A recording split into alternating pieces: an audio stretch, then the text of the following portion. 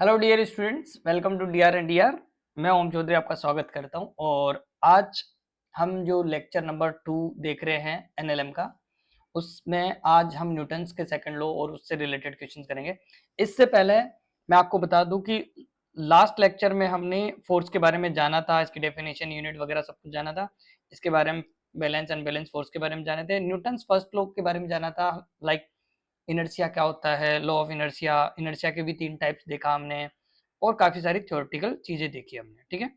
और फिर उसके बाद में लीनियर मोमेंटम देखा हमने, लीनियर मोमेंटम को अच्छे से जाना, इसके रिलेटेड क्वेश्चंस किया और फिर चेंज इन मोमेंटम समझा। मोमेंटम अलग है, चेंज इन मोमेंटम अलग है, वो दोनों चीजें हमने देखी। ओके, फिर फर्दर इससे रिलेटेड कुछ हमने क्वेश्चंस किए और आज पढ़ेंगे हम न्यूटन सेकंड लॉ। ओके, चलिए बिना किसी देरी के हम स्टार्ट करते हैं। आपको सेकंड लॉ के बारे में थोड़ा सा मैं बता देता हूँ, फिर स्टार्ट करते हैं इसका डेरिवेशन। देखो, न्यूटन सेकंड लॉ में न्यूटन ने बोला कि rate of change of momentum, rate of change of momentum का मतलब है कि मोमेंटम में rate of change of momentum is directly proportional to the applied external force. Okay, इसका मतलब है कि मोमेंटम लास्ट टाइम पढ़ चुके थे हम, तो उसी में डेल्टा पी बोल दो या फिर डीपी बोल दो। तो डीपी अपॉन डी मतलब इसकी रेट, मतलब टाइम के अकॉर्डिंग ये कैसे चेंज हो रहा है, वो डायरेक्टली प्रोपोर्शनल था जो अप्लाइड फोर्स लग रहा था उस पे, किसी भी बॉडी पे अप्लाइड फोर्स लगने पे उसका स्टेट जो चेंज हो रहा था उसके अकॉर्डिंग, ठीक है। तो F equal to DP upon D होता है न्यूटन सेकंड लॉ में, ध्यान रखना। कोई पूछे आपसे तो डीपी अपॉन डी, और F की जो डायरेक्शन होगी वो किसकी डायरेक्शन होगी, जो डीपी की जो डायरेक्शन है वही F की डायरेक्शन है एक्चुअल में, ठीक है। तो ये ध्यान रखना, ऐसा मत बोलना कभी भी कि P की जो डायरेक्शन होती है वो F की डायरेक्शन होती है, ये स्टेटमेंट गलत है। एक मिनट, इधर देखो, P की जो डायरेक्शन है ना वो F की डायरेक्शन नहीं होती है, ध्यान रखना। फिर ये डेल्टा P की जो डायरेक्शन होती है ना वो F की डायरेक्शन होती है, मतलब चेंज इन मोमेंटम की जो डायरेक्शन होगी ना वो फोर्स की डायरेक्शन होगी, ये स्टेटमेंट सही है। बट मोमेंटम की जो डायरेक्शन है वो फोर्स की डायरेक्शन नहीं होगी। ओके, क्योंकि फोर्स भी क्या वेक्टर क्वांटिटी है। तो यहाँ पे बोला गया कि dp upon dt is directly proportional, जब प्रोपोर्शनल का साइन हटाते हैं तो k कांस्टेंट लेते हैं, k की ऐसा यूनिट में 1 वैल्यू होती है। ओके, तो हम बोल सकते हैं dp upon dt, f equal to dp upon dt, basic fundamental, ठीक है। और इसकी डायरेक्शन देखो, चेंज इन डायरेक्शन, वही डायरेक्शन आपकी क्या रहेगी, फोर्स की डायरेक्शन रहेगी। अच्छा, अब इसके बारे में और थोड़ा जानते हैं, आगे आ जाओ। तो इसमें सबसे पहले मैं आपको अब बता दूं कि लाइक फोर्स के बारे में छोटा सा बेसिक फंडामेंटल आपका, आपने फोर्स पढ़ लिया है, ठीक है। अब इसका डेरिवेशन देखो, आपको पता है पी क्या होता है, बिल्कुल कल पढ़ाया सर हमने, एम इंटू वी होता है, चेंज इन मोमेंटम होता है। ओके, तो आप क्या यहां से एफ लिखो, तो एफ क्या लिखोगे, डीपी अपॉन डी टी, तो DP upon D T, P की वैल्यू रखो एम इंटू वी, ठीक है। अच्छा, इसका डिफ्रेंशिएशन करो आप तो क्या लिखोगे बताओ, मतलब इसका डिफ्रेंशिएट करिए टी के रिस्पेक्ट में, तो आप क्या लिखोगे, क्या आप यहाँ पे डिफ्रेंशिएशन में D upon D X U dot V, दो फंक्शन का आता है आपको, एक बार वी को छोड़ते हैं, एक बार यू का डिफ्रेंशिएट करते हैं और एक बार वी को छोड़ते हैं, मतलब यू को छोड़ते हैं, वी का डिफ्रेंशिएशन करते हैं, पता है, फॉर्मूला याद होगा आपको, ठीक है। तो वो फॉर्मूला यहाँ पे लगाए हम, तो हम इसको क्या लिख सकते हैं भाई बताओ, क्या इसको हम ऐसे लिख सकते हैं, एक बार m को छोड़ा dv अपॉन dt और एक बार v को छोड़ा dm अपॉन dt। हाँ भाई, समझे, दोनों लिख सकते हैं हम, ठीक है। तो अब बताओ, तो इसका मतलब जो एक्चुअल में जो फोर्स का फॉर्मूला है ना वो तो ये है, ध्यान रखना, जो यहाँ पे लिखा हुआ है, समझ गए। अब आपको काम इतना सा करना है कि मान लो, मान लो जो मास है, अब नॉर्मली एक्चुअल में क्या होता है, जब आप है ना किसी ऑब्जेक्ट को नॉर्मल 200 400 500 1000 की स्पीड से फेंकते हो तो उसमें कोई फर्क नहीं पड़ता, मतलब मास में कोई फर्क नहीं आता है, ठीक है। तो क्या होता है, मास यहाँ पे क्या होता है, कांस्टेंट रहता है, मास कांस्टेंट है तो उसकी चेंज होने की क्या रेट है फिर, मतलब डीएम अपॉन डी टी क्या रहेगा, मतलब मास तो चेंज ही नहीं हो रहा ना, तो क्या होता है एक्चुअल में डीएम अपॉन डी टी की वैल्यू क्या रहती है, 0 रहती है नॉर्मल केसेस में, ठीक है। जैसे जनरल लाइफ में हमारे आसपास जो भी चीजें चल रही हैं उनका सबका मास कांस्टेंट रहता है, ठीक है। तो मास कांस्टेंट हुआ, तो आप एफ के लिए क्या लिख सकते हो बताओ, क्या आप एफ के लिए ऐसे लिख सकते हो, देखो इसकी वैल्यू 0 हो जाएगी, F equal to M DV upon D T plus V into ये इसकी वैल्यू 0, तो आप डायरेक्टली लिख पाओगे F equal to M DV upon D T, okay. अच्छा याद करो काइनेमेटिक्स में डीवी अपॉन डी टी को ए बोलते थे, है ना, तो आप एफ इक्वल टू इसको बोल देंगे एम ए, ध्यान रखना। इसीलिए आप कई बार फॉर्मूला पढ़ते हो ना एम इंटू ए, तो F F equal to M into A, ये फॉर्मूला वहां से आया, ध्यान रखना। ये आपके दिमाग में बैठ जाना चाहिए कि F equal to M A कहां से आया, ओके। ये मास कांस्टेंट होने पे हम ऐसा लिख सकते हैं, अदरवाइज ऐसा नहीं लिख सकते, ध्यान रखना, ओके। चलिए ये आपके लिए हो गया है, तो F equal to M A भी याद रखेंगे और बेसिक फंडामेंटल भी याद रखेंगे कि कैसे बनाई, ठीक है, जब मास कांस्टेंट होगा। अच्छा अभी आगे हम चल के देखेंगे रॉकेट प्रपल्सन वगैरह के क्वेश्चंस, तो उसमें मास कांस्टेंट नहीं होता है, तो उसमें कंप्लीट फॉर्मूला यूज लेते हैं, फिर ध्यान रखना, ठीक है। वो रिलेटिव वेलोसिटी, जो वेलोसिटी कांस्टेंट होती है, तो वहां पे डीवी अपॉन डी की वैल्यू 0 रहती है, और वहां पे जो फोर्स लगा रहे होते हैं ना, वो कंप्लीट ले रहे होते हैं M DV upon D T, M DV upon D T plus V D M upon D T, तो वो वहां पे आएगा, तो मैं बताऊंगा कि इसका एक्चुअल यूज यहाँ पे होता है, जैसे रॉकेट वगैरह के केसेस में इसका यूज होता है, बाकी जनरल इसी का यूज करोगे आप, ओके।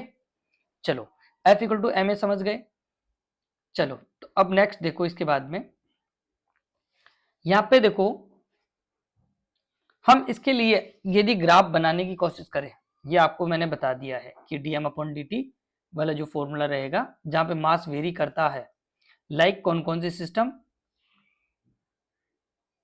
कन्वेयर हो गया, कन्वेयर बेल्ट हो गया, रॉकेट हो गया, ये सारे के सारे एग्जांपल्स है इसके, ठीक है।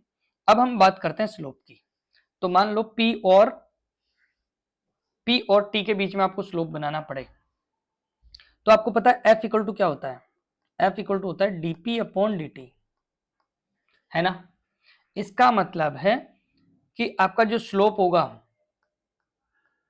स्लोप ऑफ पीटी कर्व, जो पीटी कर्व का जो स्लोप होगा वो किसकी वैल्यू देगा आपको, एफ की वैल्यू, लाइक बेसिक मैथ्स में सीखा है आपने, ठीक है।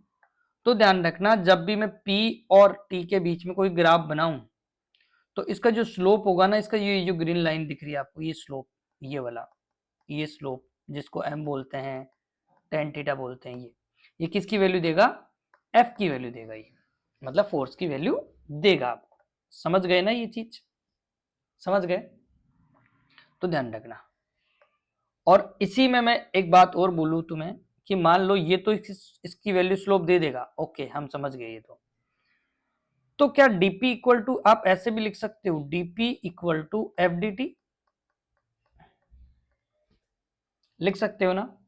मैं इंटीग्रेशन करूं दोनों साइड में, वैसे अभी इंपल्स मोमेंटम थ्योरम में ये समझा दूंगा मैं कंप्लीटली, लेकिन मान लो ऐसे मैं इंटीग्रेशन कर दूं इसका, तो क्या आप इसको लिखोगे पी इनिशियल से पी फाइनल, है ना। और यहाँ पे जो भी T1 से T2 तक जो भी लिखोगे आप, ठीक है, जो भी लिखोगे, तो आप क्या यहाँ पे ऐसा लिख पाओगे, change in momentum equal to F D T,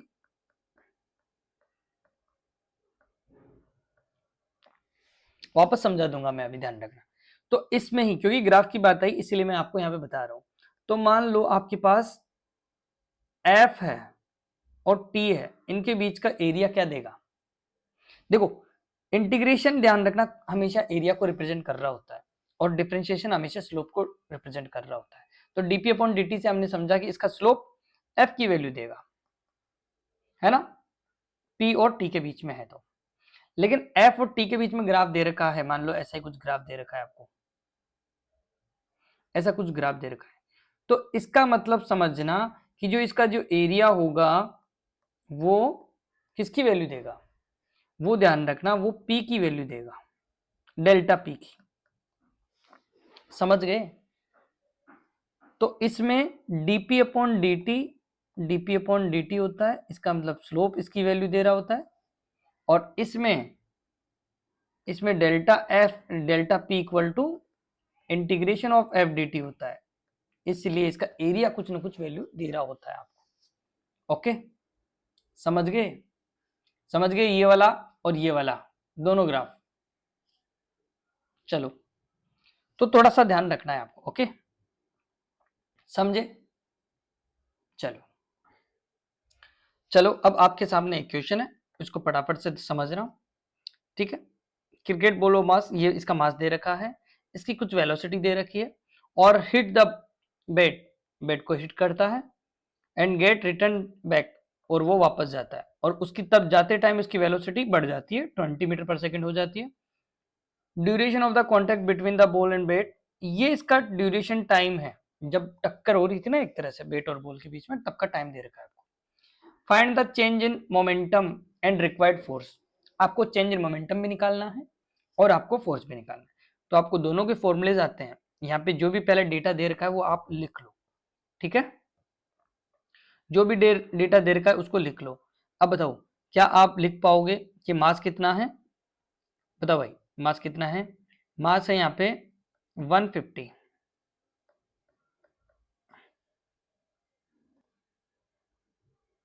तो देखो, ये मैंने सारी इसकी कैलकुलेट वैल्यूज लिख दिया है। ओके, ताकि टाइम बचे अपना।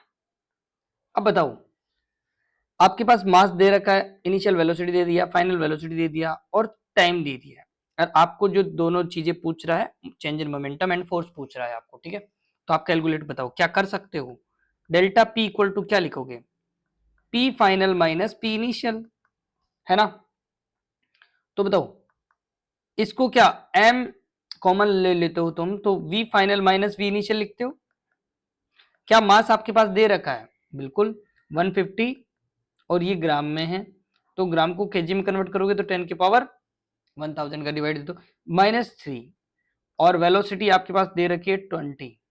ठीक है, अच्छा ध्यान रखना, जब बॉल आ रही थी ना, तब वो 12 की स्पीड से आ रही थी, और जब रिटर्न बैक हुई, मतलब वापस उल्टी डायरेक्शन में जाएगी, तो वो 20 की स्पीड से जा रही है, और इस डायरेक्शन को आप पॉजिटिव लेते हो, इस डायरेक्शन को आप पॉजिटिव लेते हो, तो बताओ कितना हो जाएगा?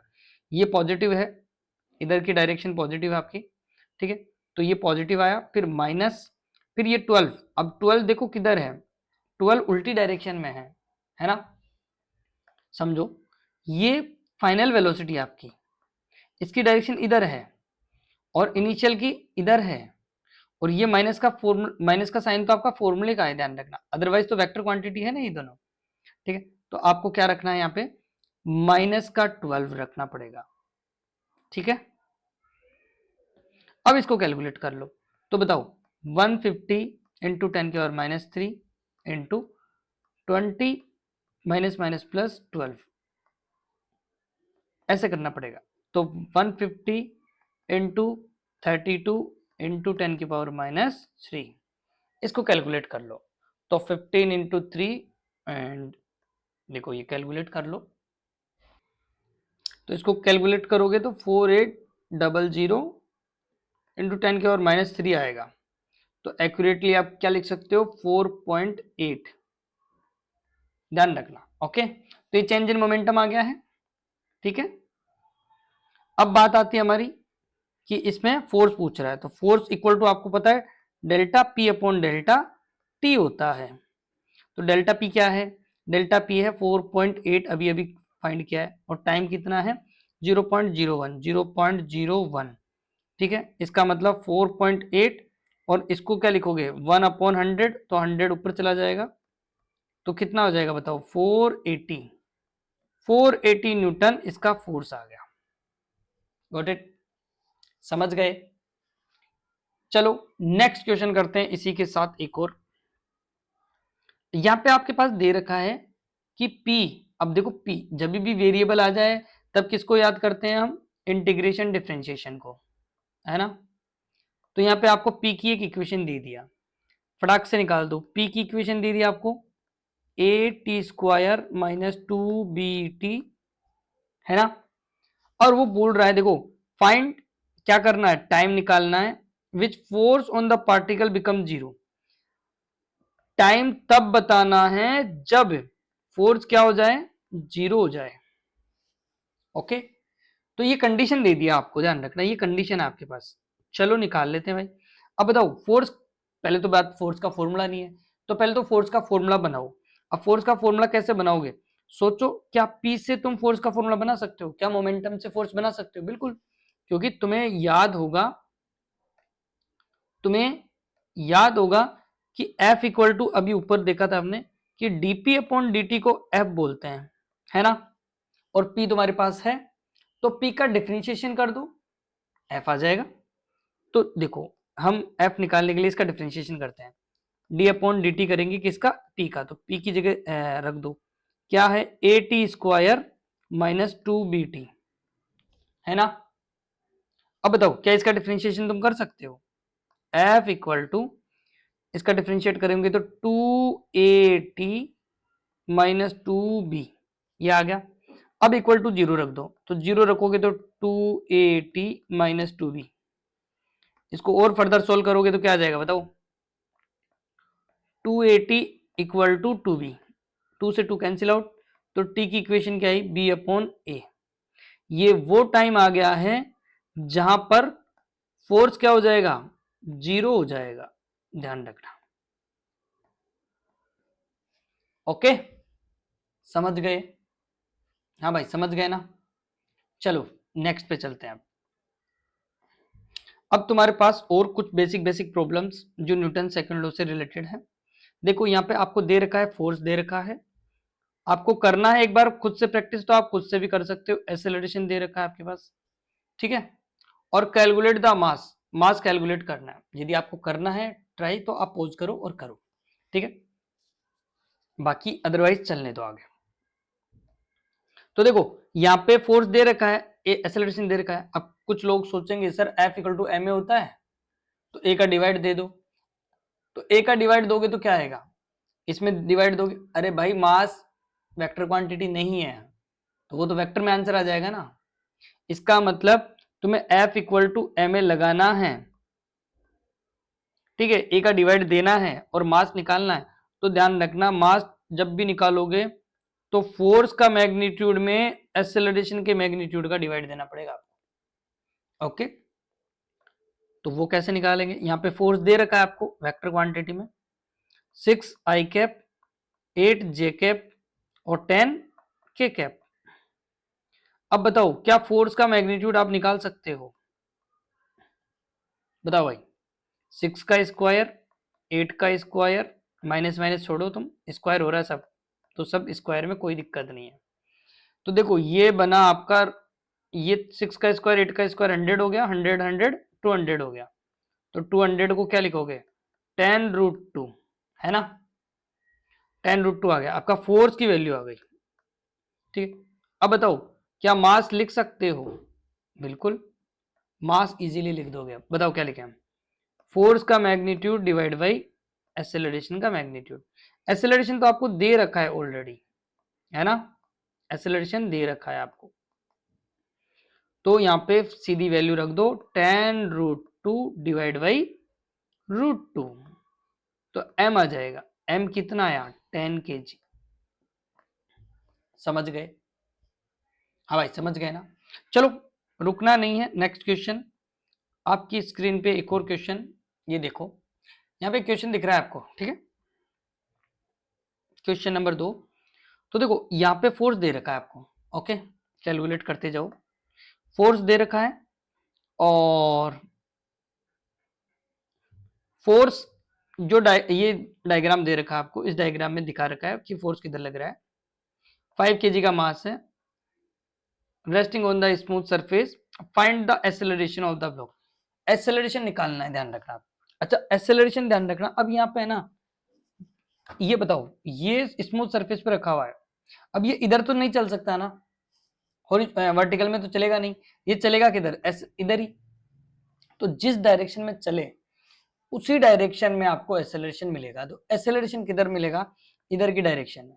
तो इसका मतलब इधर की डायरेक्शन में फोर्स क्या है वो पता करना है। अब देखो यहाँ पे 50 न्यूटन लग रहा है, लेकिन 50 न्यूटन पता है क्या, वर्टिकल से 60 डिग्री पे लग रहा है ना। अच्छा, वर्टिकल से 60 डिग्री पे लग रहा है वो, मान लो ऐसे वर्टिकल से 60 मतलब ऐसे है, और ऐसे वर्टिकल से 60 पे लग रहा है आपके पास। तो ध्यान रखना इसके दो कंपोनेंट होंगे, एक इधर और एक इधर। अब इसको चलाने के लिए या एक्सेलरेशन देने के लिए कौन रिस्पॉन्सिबल है, जो हॉरिजॉन्टल फोर्स है ना वो रिस्पॉन्सिबल है, समझे। मतलब इधर की डायरेक्शन में जो फोर्स रहेगा वो रिस्पॉन्सिबल होगा, ठीक है। तो अब बताओ मेरे को, क्या इसके कंपोनेंट करना आता है आपको, सोचो एक बार, तो कर लो। ओनली वही तो करने हैं आपको, कंपोनेंट तो करने। तो बताओ, अब आपको मैंने कई बार समझाया है कि जिधर एंगल उधर कोस कंपोनेंट। बताओ इधर क्या कंपोनेंट ले तुम, इधर सर 50 कॉस थीटा, और इधर सर 50 साइन थीटा। तो ये होगा आपका एफ एक्स और ये होगा आपका एफ वाई। अब ध्यान रखना इसके अंदर आपको दिखाई दे रहा है, तो ये देखो ये एफ एक्स एफ वाई लिखा है मैंने और इधर एफ एक्स लिखा है। इसको हॉरिजॉन्टल में चलाने के लिए, मतलब एक्सेलरेशन देने के लिए सिर्फ और सिर्फ ये रिस्पॉन्सिबल है, ये वाला फोर्स रिस्पॉन्सिबल है, ठीक है। तो आपको वो एक्सेलरेशन पूछ रहा है, तो एक्सेलरेशन ध्यान रखना, फोर्स कौन सा, फोर्स होना चाहिए इन द डायरेक्शन ऑफ,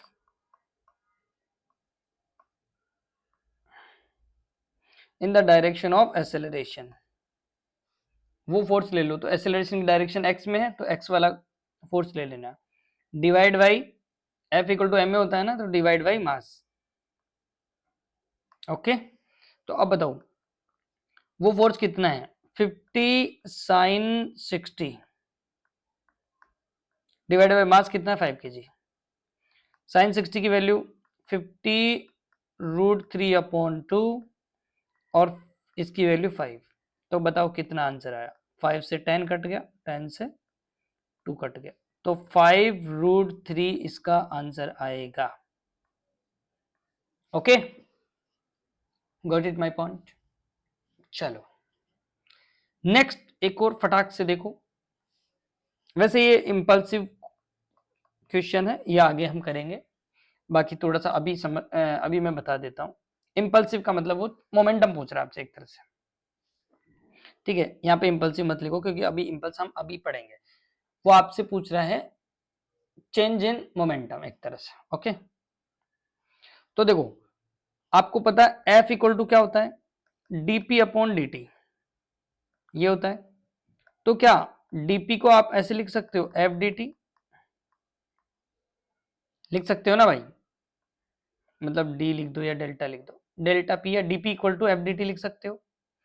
अच्छा फोर्स वेरिएबल है तो चेंज इन मोमेंटम निकाल लो इंटीग्रेशन करके, अभी अभी किया था मैंने, बताया था तुम्हें। तो डीपी का क्या होगा, पी होगा, और पी इनिशियल से पी फाइनल।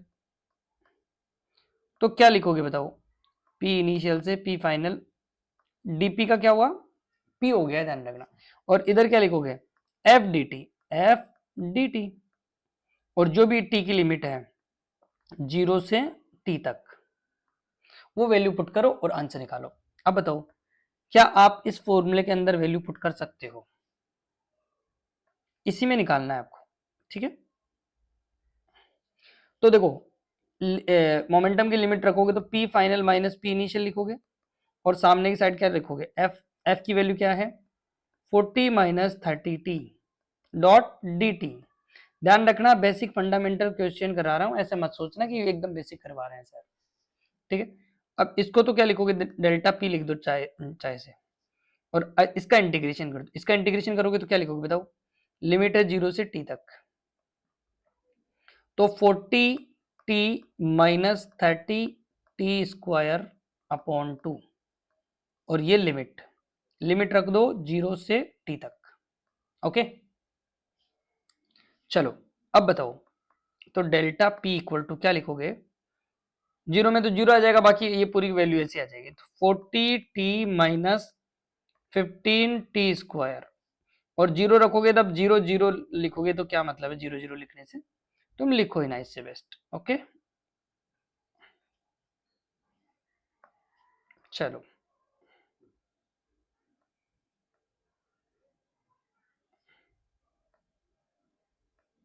चलिए ठीक है, तो ये आपका डेल्टा पी आ गया। अब यहाँ पे बताओ मेरे को लास्ट ये वाला क्वेश्चन आपकी स्क्रीन पे जो दिख रहा है, अब बताओ 40 न्यूटन है, मास 10 है, 10 सेकंड के लगा है, चेंज इन मोमेंटम, फटाफट बता दो, एकदम सिंपल क्वेश्चन। फोर्स की वैल्यू दे रखा है, अब ये कांस्टेंट फोर्स है, ध्यान रखना। मास है बॉडी का 10 kg, ठीक है, और टाइम लगा है 10 सेकंड, और चेंज इन मोमेंटम आपको पूछ रहा है, ठीक है। तो आप बताओ क्या लिखोगे। एफ इक्वल टू आपको पता है डीपी अपॉन या फिर delta P upon delta T लिखना है, तो delta P equal to F D T लिखना है। अरे तो ये तो सिंपल हो गया ना भाई, फोर्स हो, फोर्स है, मास भी है, 10 सेकंड के लगा है, उससे क्या फर्क पड़ता है भाई, टाइम तो है ना, फोर्स तो है ना आपके पास, फोर्स तो 10 से लगा था, ये 10 सेकंड के लिए लगा 40 न्यूटन। तो ये मास सिर्फ कंफ्यूज करने के लिए दिया है, ध्यान रखना। यहाँ पे 40 इंटू 10 कर देना, कितना आ जाएगा 400 न्यूटन। अब ऐसे कोई अलग से कैलकुलेशन करने मत बैठ जाना, ठीक है, समझ गए। हाँ भाई समझ गए ना। फटाक से एक और क्वेश्चन आपकी स्क्रीन पे जल्दी से बनाइए। एक प्लेयर है जो कैच कर रहा है एक बॉल को, 200 ग्राम की बॉल है और जो स्पीड है उसकी वो 10 है, तो time taken to complete the catch in 0.20 second, ये टाइम दे दिया आपको, ठीक है। मतलब देखो मास दे दिया है 200 ग्राम और स्पीड दे दी है आपको 10 मीटर पर सेकेंड, जो टाइम दे रखा है वो दे रखा है 0.2 सेकेंड, ठीक है। अब जब वो कैच कर रहा है ना ऐसे, तब उसके पास जो बॉल आ रही है तो वो वहां पे टाइम लगा रहे, मतलब फाइनल तो स्टॉप ही होना है उसको, तो वो रोकने, उसने फोर्स कितना लगाया, उसको रोकने के लिए कितना फोर्स लगाया, तो चेंज इन मोमेंटम वहां पे तो हो रहा है एक तरह से, कुछ पहले वेलोसिटी थी बाद में उसकी जीरो हो गई, और उस टाइम कैच करने में उसको जितना टाइम लगा वो 0.2 सेकेंड दे रखा है, ठीक है। टाइम दे दिया, वेलोसिटी दे दी, मास भी दे दिया, तो वो जो बॉल है ना वहां पे कितना फोर्स एक्सर्ट कर रही होगी, समझ गए। मतलब उसके जो भी हाथों में जब बॉल आई होगी तो ध्यान रखना उसने कितना फोर्स एक्सर्ट किया, वो डिपेंड करता है आपका, यहाँ पे जो फोर्स एक्सर्ट हुआ ना वो डिपेंड करता है चेंज इन मोमेंटम कितना आया और टाइम कितना लगा। ओके तो लिख दो, एफ ही तो पता है ना आपको, तो delta P upon delta T करोगे तो बताइए मोमेंटम कैसे निकाल सकते हो आप, चेंज इन मोमेंटम। अच्छा ये इनिशियल था तो फाइनल कितना रहा होगा, रुक गई होगी बॉल, जब भी तो फोर्स लगा है, टोटल जो जीरो। ओके तो चेंज इन मोमेंटम आप लिख दोगे M into V final minus V initial upon delta T. क्या ये सभी चीजें आपके पास है, बिल्कुल है। तो देखो मास कितना है 200 ग्राम, डिवाइड में 1000 लिखेंगे क्योंकि वो ग्राम में दे रखा है इसीलिए। फाइनल वेलोसिटी आपकी जीरो हो जानी है, इनिशियल वेलोसिटी आपकी नेगेटिव मान लेते हैं, इधर की तरफ नेगेटिव मानते हैं हम, तो माइनस, फिर माइनस माइनस प्लस हो जाएगा आपका, ये 100 मान, ये 10 है, ये ध्यान रखना। डिवाइड में क्या टाइम, तो टाइम कितना लगा 0.2 सेकेंड, ठीक है। इस पॉइंट को भी हटाएंगे तो जीरो लगा देंगे ऊपर। ओके चलो अब इसको कैलकुलेट कर लो, तो ये जीरो उड़ गए, ये 2 से 2 भी उड़ गया, तो इसका तो 10 आंसर आ गया भाई। ओके बैठा कुछ दिमाग में, बैठ गया ना। चलो और देखो, चलो आज हम यहाँ पे ही रोकते हैं इसको, ठीक है। और आज छोटी क्लास हुई है, कल नेक्स्ट थोड़ी अच्छी क्लास करेंगे, थोड़ा अच्छा खींचेंगे हम, इम्पल्स आगे सारी चीजें करना है यहाँ अभी तो। ओके चलो अभी तक यहाँ तक, और इसकी डीपीपी लगाते रहना साथ साथ। Okay bye bye, take care.